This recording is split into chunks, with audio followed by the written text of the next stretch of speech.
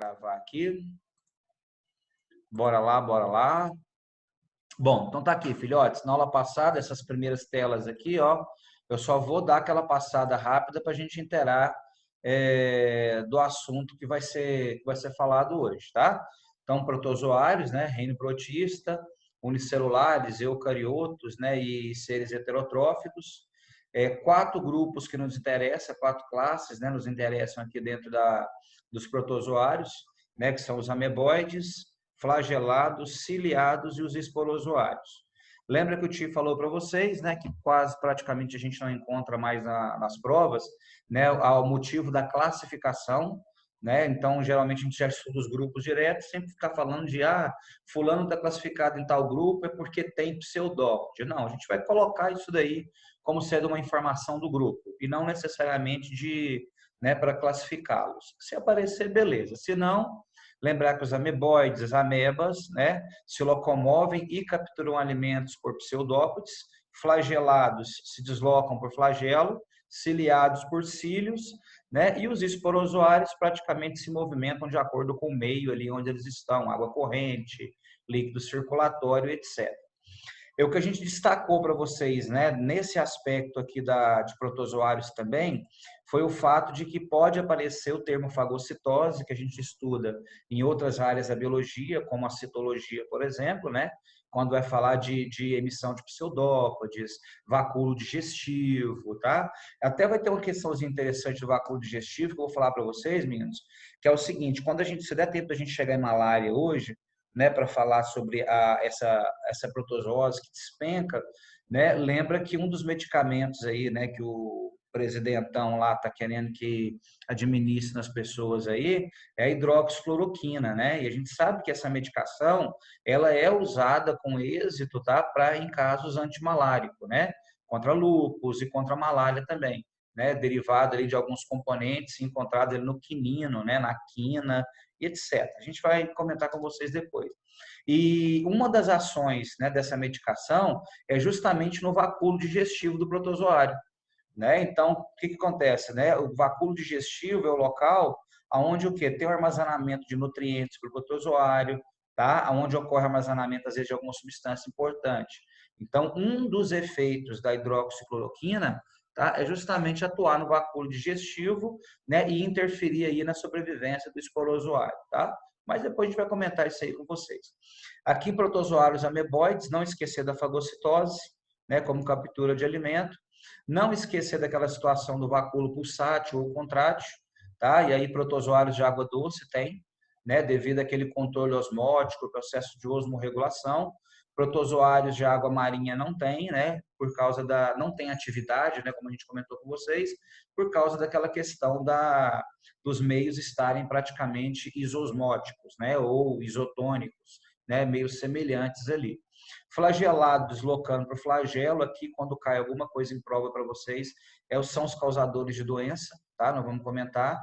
Ciliado, da mesma forma eu falei para vocês, né? Praticamente nós não temos ciliados causadores de doença, tá? E quando aparece para vocês, pode aparecer esse protozoário de vida livre, que é o paramécio.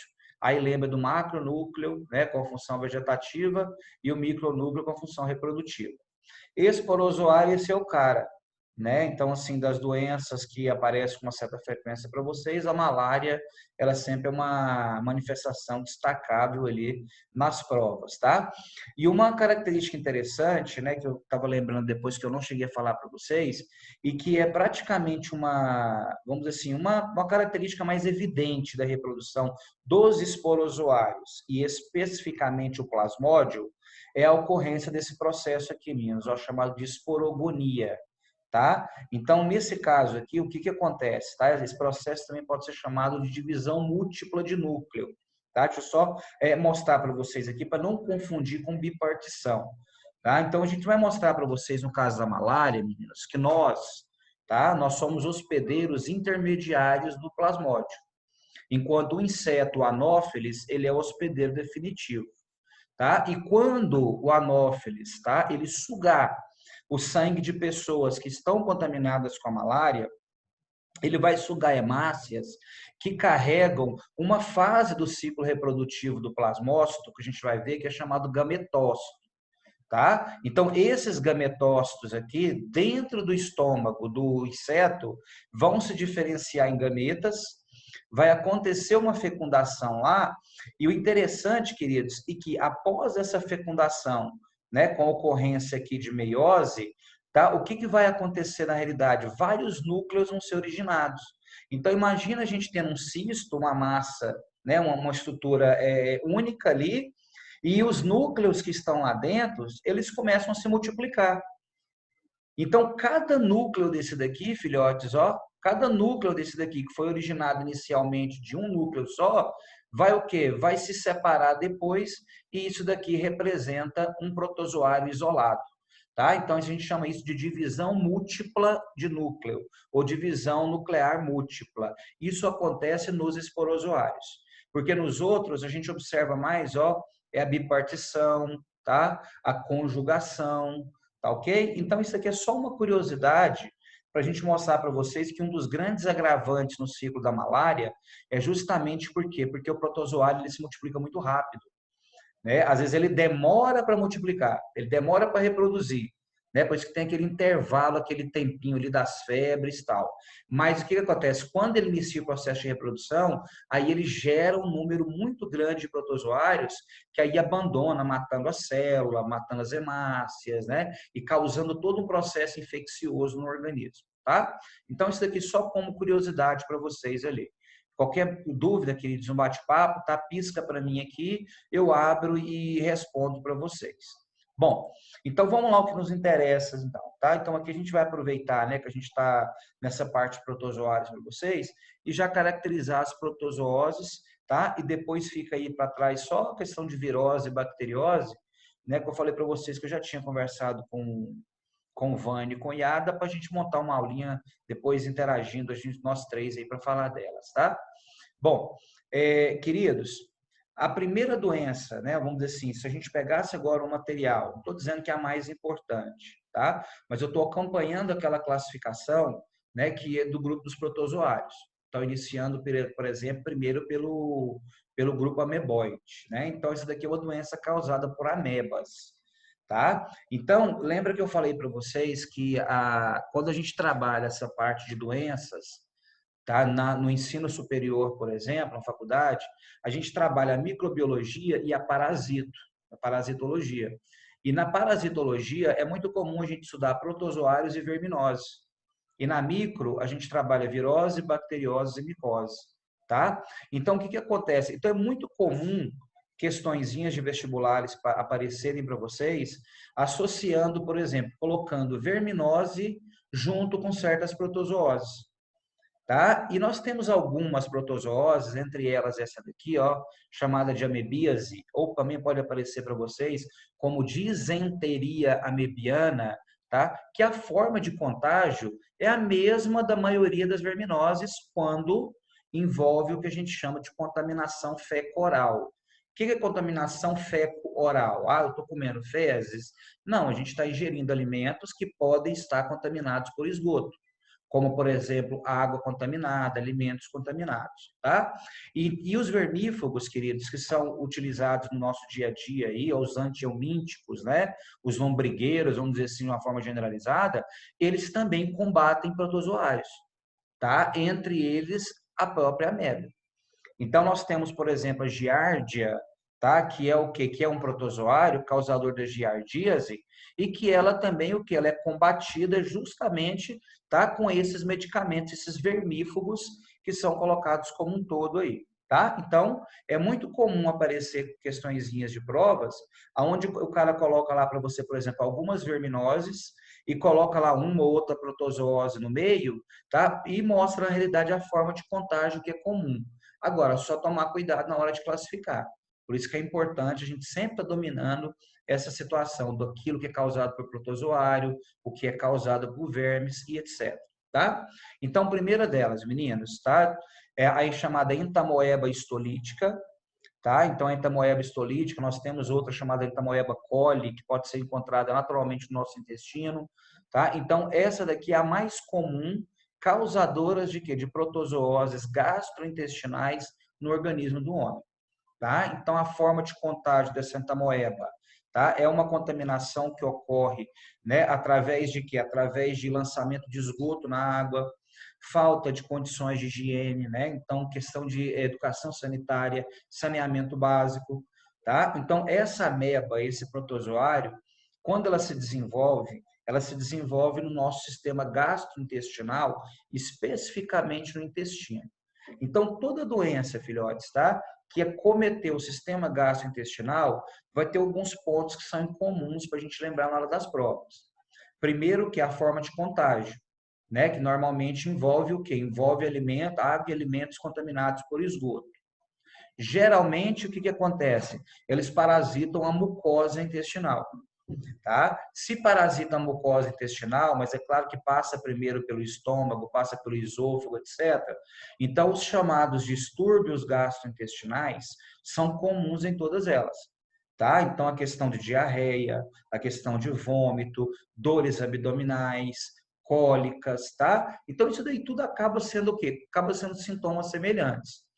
Eu sempre dou a dica para os meninos o seguinte, tá? É muito difícil você errar uma questãozinha, por exemplo, de vestibular ou de Enem, né? Porque você falava assim, eu errei porque eu não sabia o sintoma.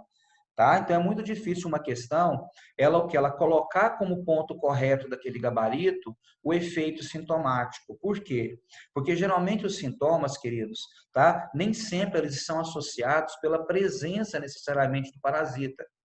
Às vezes, os sintomas podem ser decorrentes de mecanismos de defesa, como, por exemplo, uma febre, um inchaço, né? Então, quer dizer, são situações que podem acontecer com qualquer tipo de micro-organismo, independente se ele é um vírus, se é uma bactéria. Então, eu chamo a atenção dos meninos o seguinte, o que ajuda vocês aqui é, tá? O agente etiológico, que é o causador da doença, tá? Você dominar, você lembrar a realidade, tá? Se ele é um protozoário, se ele é um verme, se é uma bactéria. Então, isso aqui é fundamental, tá? Então, pode aparecer para vocês, vamos dizer, se diferenciarem, tá? A forma de contaminação. Por quê? Porque se eu ganho a forma de contaminação, se eu sei como contrair, então automaticamente eu ganho a profilaxia. Então, a dica que eu dou para vocês é essa, tá? É o quê? É o agente causador, a forma de contrair a doença, porque aí automaticamente você sabe como prevenir. Sintomas, é bom dar uma olhada? É. Só que o que acontece, tá? Os sintomas só se for muito específico. Em situações, por exemplo, quando a gente vamos pegar a malária, a febre é causada pela destruição das hemácias. É algo mais específico. A hepatite ocorre o quê? Ocorre uma hepatomegalia, por exemplo, uma inflamação do fígado. Então, chagas, coração, você está entendendo? Então, assim, caso tenha vamos dizer assim, um sintoma muito específico. Caso contrário, vai nessa dica que o tio dá para vocês. Causador, a contaminação e a profilaxia. Porque dessa forma você consegue aí, pelo menos em alguns exercícios, pelo menos não, vou falar para vocês que praticamente em todos eles, você consegue ir direto ao ponto do gabarito lá, tá? Então, olha aqui, ó, entamoeba histolítica, ameba, né, transmitida por água e alimentos contaminados. A ingestão aqui ocorre através de cistos, tá? Que são formas infectantes de alguns parasitas. Quando esses cistos se desenvolvem, caem na luz intestinal, queridos, olha o que pode acontecer, ó. Eles podem começar a usar o sangue como fonte de alimentos. Então, esse hábito, na realidade, de usar o sangue como fonte de alimentos, né, vocês sabem disso, é o que a gente caracteriza, na realidade, como o quê? Como hábito hematófago, né? Então, nesse momento aqui, essas amebas passam a se alimentar do sangue. Tá? O que pode acontecer, por exemplo, além desses sintomas aqui normais, né, que seriam os distúrbios gastrointestinais? Se uma pessoa, por exemplo, né, vamos colocar uma situação envolvendo, por exemplo, problema social, né, vamos colocar situações onde essas doenças são frequentes porque a pessoa não tem acesso à água tratada, né, a saneamento básico. Então, às vezes, a carência nutricional, ela acompanha esse pessoal por causa das condições sociais. Então, por exemplo, se eu tenho um verme, se eu tenho um protozoário, se eu tenho um parasita que seja ele dentro do intestino, tá? E que se alimenta de sangue, isso daqui pode o quê? Ele pode potencializar um quadro anêmico no paciente, tá? Uma anemia, né? Aí o que leva às vezes o quê? O indivíduo ir lá fazer um exame de fezes, né? Ir lá consultar um clínico lá e ele pegar e indicar o exame de sangue, né? Juntamente com o exame de fezes e detectar parasitas, né? Presente nas fezes. E isso daí já leva o quê? O médico automaticamente já receitar aí uma medicação para o combate desses parasitas, tá? Então, aqui uma situação que poderia acontecer. Outra, quando há situações, por exemplo, né, em vermes a gente tem isso, não sei se vocês lembram, né, do ascaris, do ancilóstoma, né, que é um verme que tem quando mostra essa imagem dele lá, que tem uns dentículos, né, que acaba perfurando o intestino, né, onde há o extravasamento de sangue, por isso que a doença é chamada de amarelão, tá? Lá de verminose, tá? Eu só estou fazendo uma analogia com vocês. Então, é possível também, queridos, tá? Que nesses parasitas que se alimentam de sangue, como eles estão promovendo uma dilaceração ali, mesmo que seja parcial, do epitélio intestinal, então pode sair sangue pelas fezes. A gente chama de fezes sanguinolentas. Então, isso também pode ser uma complicação que pode agravar aí o quadro do paciente com uma simples, vamos dizer assim, parasitose, isso daí evoluir para um quadro mais complexo, como uma anemia mais difícil de ser tratada, tá bom? Então, aqui, ó, entamoeba histolítica, causadora da amebíase, adquirida através de água e alimento contaminado. Então, às vezes, quando aparece o termo cistos para vocês, já pode ir direto, porque isso é um termo que a gente usa muito em protozoários. Sintomas, distúrbios gastrointestinais, desde diarreia, vômito, náuseas, até a possível anemia, né, por causa desse hábito hematófago, e as condições, na realidade, de profilaxia, tudo aquilo que tiver relacionado ao saneamento básico, educação sanitária. Beleza? Simples essa doencinha aqui. O que às vezes pode aparecer para vocês também, queridos, é o seguinte, o termo disenteria mebiana.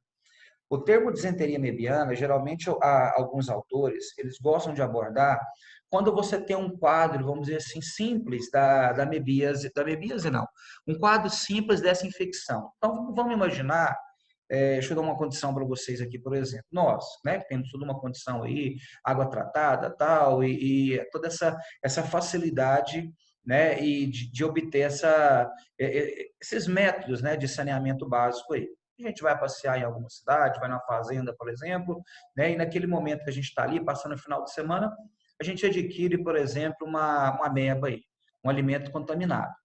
Então, o que acontece? Como aquilo ali é algo temporário, né? Como aquilo é algo ali, na realidade, que não vai ser persistente, porque nós não vivemos naquela condição, aqueles sintomas que inicialmente, porventura, podem atingir nosso organismo, passa-se apenas despercebido por essa disenteria, né? Que o indivíduo fala, nossa, acho que aquela água estava contaminada, me deu uma diarreia, né? Eu fiquei lá tendo noite de flor plantado no vaso.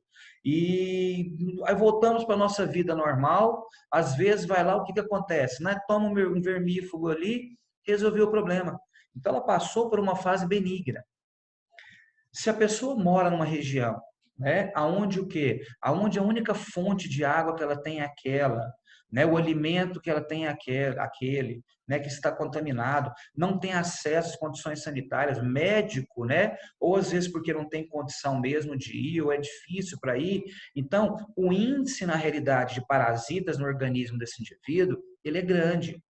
E aí, meninos, o que que pode acontecer? Pode acontecer dessas amebas, tá? Caírem na corrente circulatória, tá? E alojarem em órgãos. Então, alojando em órgãos, promovendo na realidade o que? Feridas internas, tá? Promovendo na realidade uma infecção que ela vai começar a atingir as vísceras, aí esse quadro já é mais preocupante. Então, tem muitos autores que deixam para caracterizar a amebíase como sendo esse quadro persistente, tá? Das amebas ali. E uma disenteria, algo temporário, tá? Um sintoma que foi ali e logo desapareceu, sem causar maiores danos. Tudo bem? Tranquilo? Vamos para frente então, tá?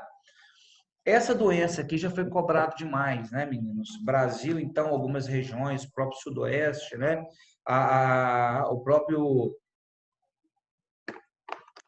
Centro-Oeste aqui, queridos, né? Minas, Goiás, Goiás, até mesmo em Brasília, tá? Então já foi muito cobrado a questõezinhas relacionadas à doença de Chagas, tá?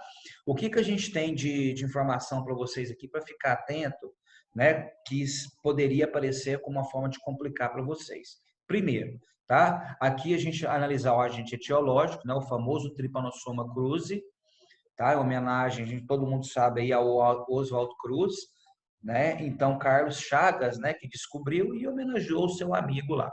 Então o Trypanosoma cruzi, ele é um protozoário flagelado, tá? A maioria das protozooses que nós temos são de flagelados, né? Então isso já acaba sendo uma orientação para vocês.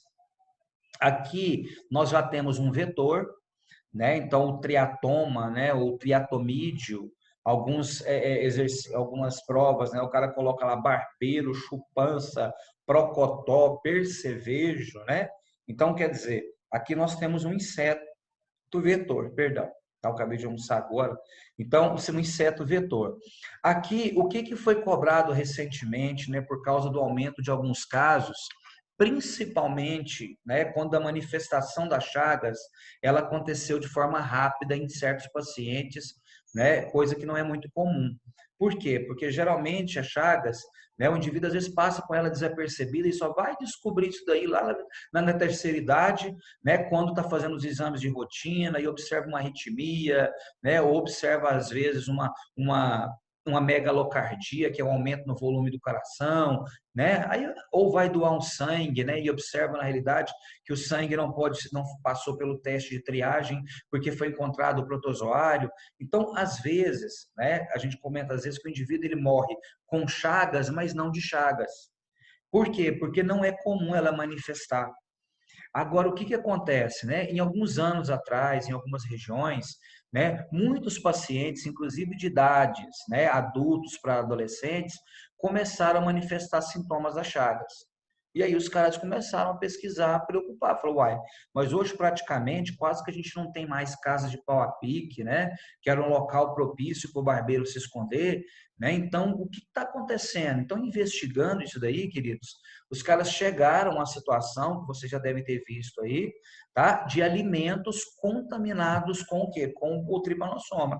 Então, não é comum isso daqui, mas já foi relatado vários casos. Então, quando falar de alimentos contaminados, a gente não está falando, por exemplo, de que hortaliça, não. Geralmente, nós temos dois alimentos envolvidos nessa situação de contaminação, que é o açaí, né? Então, o barbeiro, o que ele constrói casas, tá? Nos açaizeiros e também nos canaviais. Deixa eu ver aqui. Professor, a grande maioria das doenças tropicais são protozooses.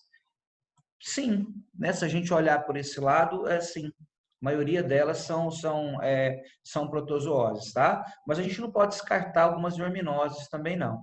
Porque geralmente as doenças tropicais, elas tendem muito a ser transmitidas por insetos, tá? E aí a gente tem, por exemplo, o quê? Você tem a dengue, tá? Nós temos a filariose, a elefantíase, tá? Que também é considerada uma doença tropical, tá? E ela só que ela é causada por um verme, quer dizer, tá? Não é um protozoário. Então, na maioria, sim, a gente poderia até observar uma grande prevalecência delas, tá? Beleza, Samira? Samira ou Samira? Samira. Samira. Tudo bem? Então tá, não respondeu nada, vou continuar. Então, filhotes, ó, aqui nós temos então um agente etiológico, tá? Ok, obrigado, de nada. Nós temos o agente etiológico e temos o agente vetor, tá? Então aqui o barbeiro, o flagelado Trypanosoma cruzi, que é o causador lá. Complicações, né? Então, olha aqui, ó, o maior caso de complicações está relacionado ao coração. Então, o protozoário, meninos, a gente fala que ele constrói ninhos na musculatura, tá? E nesses ninhos que ele constrói, ele pode ficar paralisado ou ele pode ter uma atividade que pode demorar, igual eu falei para vocês, pode demorar anos. É claro que isso vai depender muito da quantidade de protozoário que está presente no organismo, aquela questão da debilidade, pacientes que têm o quê? Que tem sofrem dessas comorbidades, doenças crônicas, né? Não só para a questão de Chagas, mas a gente está vendo o coronavírus aí e outras doenças. É mais comum elas manifestarem. Tá? Então, normalmente, quando há complicação, isso já foi cobrado muito em provas de vestibulares, das Chagas, o acometimento mais grave é quando o quê? Quando o protozoário se instala no miocárdio, tá? Na musculatura cardíaca. Porque aí pode se levar o quê? Geralmente ele destrói, né, as fibras musculares, né? E a gente sabe que o coração, né, a fibra muscular, a célula cardíaca, ela precisa de quê? Ela precisa de uma contração rítmica. Professor, o ser humano é o hospedeiro intermediário ou definitivo para a doença de Chagas, definitivo, tá? Nós somos definitivos para Chagas. Então, meninos, aí o que acontece? Primeiro, um dos primeiros sintomas que às vezes aparece em situações onde já há a proliferação do tripanossoma e que aparece muito para vocês em prova é a hipertrofia, ou seja, o cara coloca para você que há um aumento do órgão afetado. Então, quando esse aumento ocorre, por exemplo, no esôfago, a gente chama isso de mega esôfago. Tá? Meu pai faleceu há 6 anos atrás. Tá? Ele tinha feito uma cirurgia de mega esôfago, porque a família morava em Minas Gerais. Então, a família praticamente toda aí do meu pai tem chagas. Né? Algumas tias estão com o intestino, outras estão no coração, com as chagas. Né? E meu pai já tinha uma arritmiazinha, né? Estava muito próximo do esôfago ali, foi para o coração. Infelizmente, ele não conseguiu, vamos dizer assim, êxito no tratamento. Tá? Apesar que nós não temos um tratamento eficaz, os medicamentos são bastante agressivos ali. Enfim, tá? Então, quando chega no coração, que é a problemática que aparece para vocês. Então, no esôfago, a gente chama de mega esôfago, tá? Quando ocorre, por exemplo, fígado e baço, pode acontecer também de ocorrer um inchaço nesses dois órgãos. A gente chama isso de hepatoesplenomegalia. Hepato, fígado, espleno, baço. Quando usa o termo megalia, é porque é um aumento do volume. É muito comum aparecer também. Intestino, a gente chama de megacólon, tá? Então, megacólon, porque lembra que o intestino, né, dividido lá, o intestino grosso, em colo ascendente, transversal, né, ascendente, tá? Então, a gente chama de megacólon. Então, e no coração, que a gente chama de megalocardia. Então, quando aparece para vocês, por exemplo, algum sintoma específico, né, onde você perceba, opa, essa doença aqui está falando inchaço de coração, fígado tal, e está colocando o quê? Está colocando um protozoário envolvido, está colocando um vetor, né? Pode ter certeza ali que ele vai estar falando das chagas para vocês, tá? Aqui os órgãos que são afetados, né, que eu acabei de falar para vocês aí. Outra informaçãozinha, meninos, importante aqui é o seguinte. Aqui já foi cobrado demais, né? Já vi muitos exercícios que a gente coloca em prova e acaba pegando o aluno, principalmente numa prova discursiva, porque nesse caso aqui, ó, a transmissão ela não ocorre pela picada do barbeiro, tá? Toma muito cuidado com isso daí. O barbeiro ele é um inseto que pica, tá? O protozoário está no intestino do inseto. Professor, é muito comum os barbeiros fazerem ninhos e infectarem os açaizeiros? Sim, tá? Em certas regiões é muito comum, tá? Minas, Pará, se não me falha a memória, né? Algumas regiões são comuns ele construir os seus ninhos ali. E nos canaviais também, tá? E o pessoal pega o açaí lá, moe com barbeiro e com tudo, então o índice de contágio ele é maior. Eu vou dar só uma adiantada aqui nessa questão, depois eu abro o bate-papo aí. Então, filhotes, tem que tomar muito cuidado aqui, ó, tá? Porque aqui o protozoário, ele não está na saliva do inseto. Assim como, por exemplo, o plasmódio, lá a gente comenta, né? Ou quando a gente vai pegar, por exemplo, o próprio Aedes aegypti, né? Onde você observa que os parasitas, eles estão próximos na glândula salivar do inseto. Então, aqui, o que acontece? O parasita está no intestino. Então, assim que o inseto ele suga o sangue, né? Como a fêmea, que é a principal transmissora, ela é o que? Ela é hematófaga. Ao se alimentar, vem toda uma pressão, queridos, do sangue, tá? No tubo digestório do inseto, que é curto, e isso acaba induzindo o animal a defecar. E nesse defecar, se o inseto estiver contaminado, uai, professor, mas quando o inseto contamina, como ele tem um contato, ele entra em contato com o tripanossoma? Animais silvestres, meninos. tá? Que são considerados aí como reservatórios. Ao caso do coronavírus, lá todo mundo nos suspeita que o primeiro contágio foi a partir do que? Do morcego, né? Então, quer dizer, são chamados de reservatórios naturais. E os insetos, ao picarem esses animais com o intuito de buscar sangue, eles acabam que entrando em contato com esse parasita. E aí a proximidade do homem com eles leva o quê? Esse índice de contaminação, tá? Então, cuidado aqui, ó, não é pela picada do inseto, tá? É através do que? Das fezes do barbeiro. Então, o inseto pica, defeca. Como normalmente esse inseto ele tem hábito noturno, né? Durante a noite pica o indivíduo, ele não vê, vai lá e coça, e no coçar ele contribui para empurrar as fezes, né? Juntamente com o barbeiro para dentro do que? Do tecido e, consequentemente, chegar até a corrente circulatória, tá? Então, olha aqui a transmissão.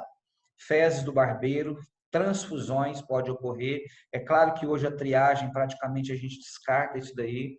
Via congênita também pode, viu, queridos? Mãe e feto, já foi relatado casos. Amamentação, tá? Tanto que pessoas que têm doença de Chagas não podem doar sangue, tá? E esses alimentos aqui, meninos, ó, é na condição que eu falei para vocês. Quando geralmente aparecem provas, açaí e o caldo de cana, tá?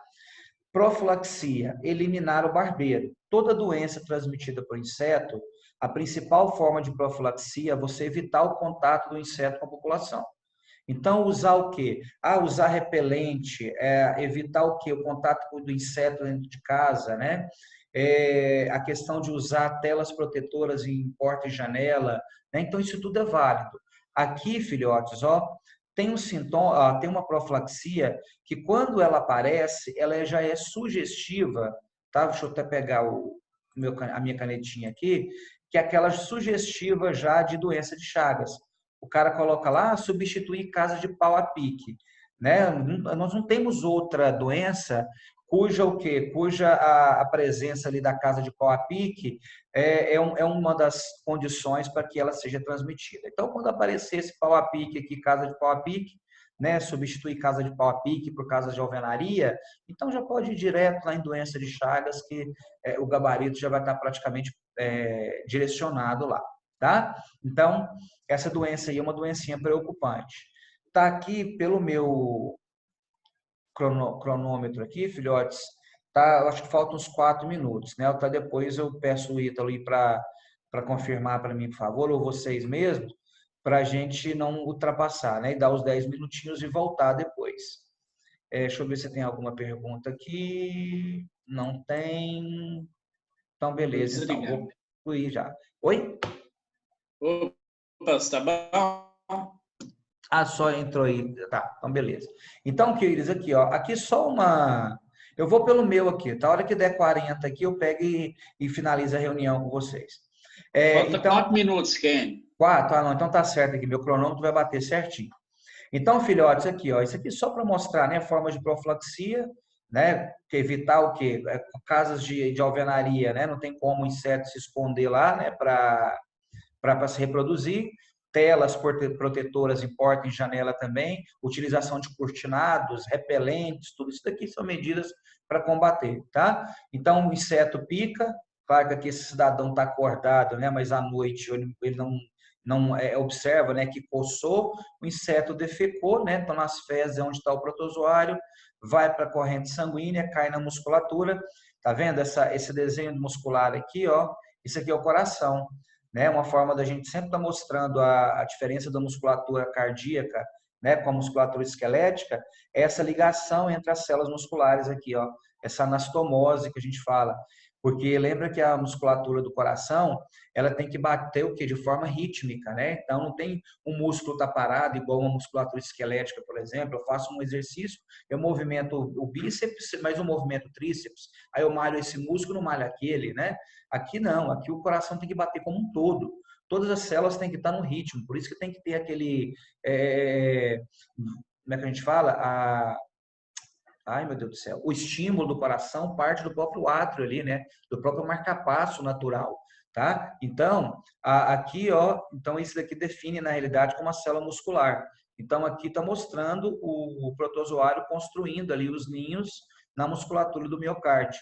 né? E que depois ele sai dali na realidade, influenciando ali, agredindo a musculatura, e a musculatura ela vai deixando de ter essa característica contrátil, vai ficando mais relaxada.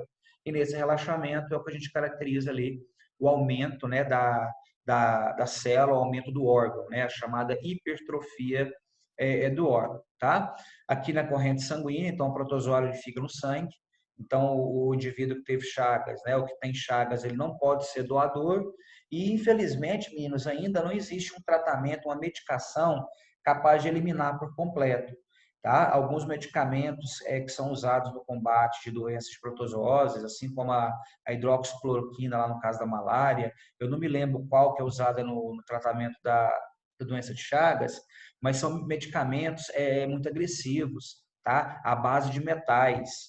Então, esses medicamentos têm muito efeito colateral. O que eles fazem, na realidade, é o quê? É diminuir um pouco a atividade do protozoário para que ele o quê? Para que ele não se prolifere rapidamente quando é utilizado algum tratamento, tá? Mas é muito difícil perceber no caso das chagas, porque geralmente a pessoa descobre por acaso, tá? Você vai falar de toxoplasmose? Sim, eu acho que tem um slide de toxoplasmose para a gente comentar. Na próxima aula, eu vou falar assim. Professor, o senhor postou esses slides? Não encontrei. Olha, eu não sei se eu postei do protozoário, tá? Ou se foi só da aula anterior. Mas eu acho que eu tinha postado juntamente com como fala, juntamente com a tabela. Se não, terminando a aula de hoje, às 2, eu posto a aula e posto os slides novamente, tá? Eu vou postar para vocês. Pode ficar tranquilo. Eu acho que vai acabar aqui, meninos, então vou tirar a tela aqui, interromper o compartilhamento, tá? Então, na próxima aula, a gente vai dar uma olhada em mais algumas, tá? E a gente finaliza depois com malária. E se der tempo hoje, a gente já dá o início na botânica com vocês, com uma parte introdutória, tá bom? Fica com Deus, então, 10 minutinhos para vocês ir no banheiro, né? Tomar uma aguinha aí e a gente já retorna já, tá bom? Ó, beijão. Fica com Deus, até daqui a pouco. Deixa eu tomar um café.